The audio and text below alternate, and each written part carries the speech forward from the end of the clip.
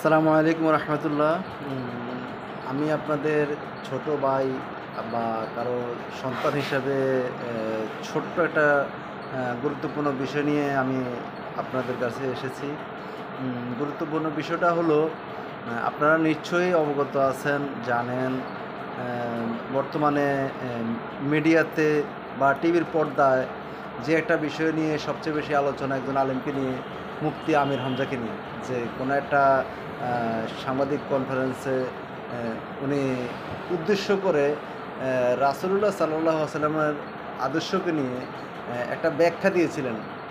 হ্যাঁ, যে রাসূলুল্লাহ সাল্লাল্লাহু আলাইহি ওয়াসাল্লামও একজন সাংবাদিক ছিলেন। আসলে আমরা বাংলাদেশের মানুষরা আমরা এতটাই আবেগহীন হয়ে পড়ি, কোনো কিছুর বিচার বিশ্লেষণ না করে যে কোনো জিনিসের প্রতি আমরা সমালোচনার ব্যাখ্যাটাই বেশি দিয়ে থাকি। আমি কিন্তু কোনো আলেম না, আমি একজন মুসলিম ঘরের সন্তান, সাধারণ। সে প্রেক্ষিতে আমি যতটুকু জানি অন্য কেউ জানানো এটা আমার দায়িত্ব, প্রত্যেকেরই দায়িত্ব, প্রত্যেক মুমিন মুসলমান ভাইয়ের দায়িত্ব। সো আমি বলবো যে আসলে আপনারা এই বিষয়টাকে আপনারা এতটা দীর্ঘায়িত করেছেন।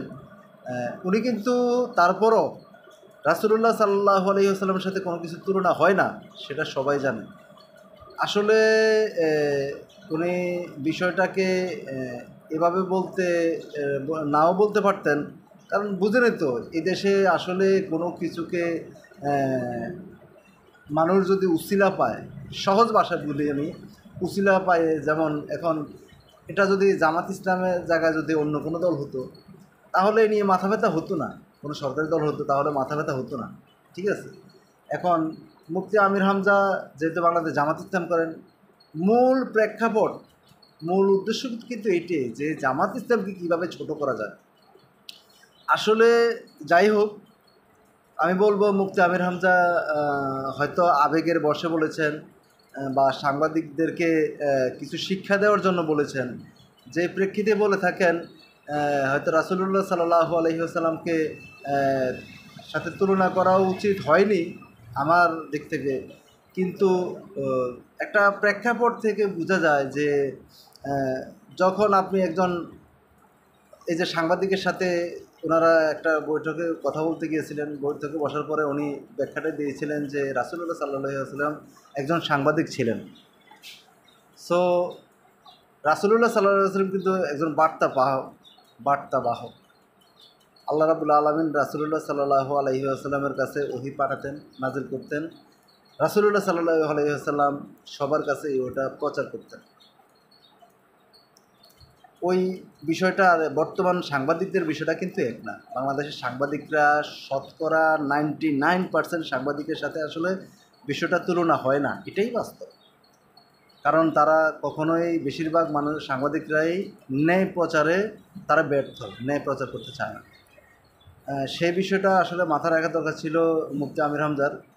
সো উনি অবশ্য ক্ষমা চেয়েছেন। তা আমি বলতে চাই, আসলে রাজনৈতিক প্রেক্ষাপটে হিসেব করতে গেলে এখানে বলতে হয় যে যখন কোনো রাজনৈতিক বিষয়ে আলোচনা করতে হয় তখন মানুষকে বোঝানোর জন্য, সৎভাবে বোঝানোর জন্য, তখন তাদেরকে এভাবে বলতে হয় যে রাসূলুল্লাহ সাল্লাল্লাহু আলাইহি ওয়াসাল্লাম ছিলেন একজন শ্রেষ্ঠ রাষ্ট্রনায়ক। মানুষকে সঠিকভাবে দেশ পরিচালনাতে উনি সহযোগিতা করেছেন, সহায়তা করেছেন। উনি একজন শ্রেষ্ঠ রাষ্ট্রনায়ক ছিলেন। প্রত্যেকটা ক্ষেত্রে রাসূলুল্লাহ সাল্লাল্লাহু আলাইহি ওয়াসাল্লাম প্রত্যেকটা কাজ নিজে করতেন। সেক্ষেত্রে আমরা আসলে কোনো কাজকে যদি বোঝাতে যাই, সেটাকে আমরা নেগেটিভ সাইডে নিয়ে যাই। মুফতি আমির হামজাও সেটা করেছিলেন। এখানে আরও একটা বিষয় হলো, আমাদের আলেমদের মধ্যে একজন আলেম এনায়েতুল্লাহ আব্বাসী, উনি কিন্তু একজন ভালো মানের আলেম, যেটা আমরা জানি। উনি যে ব্যাখ্যাটা দিয়েছিলেন যে মুফতি আমির হামজা গাঁজা খেয়ে এসেছেন। আসলে মুফতি আমির হামজা জানেন যে কোনো মুসলিম বা কোনো লোককে না জেনে না বুঝে গাঁজাখোর, সুদখোর, অন্যায়কারী বলা যাবে না, সেটা মনে হয় উনি ভুলে গেছেন। কাউকে কাফের বলা যাবে না।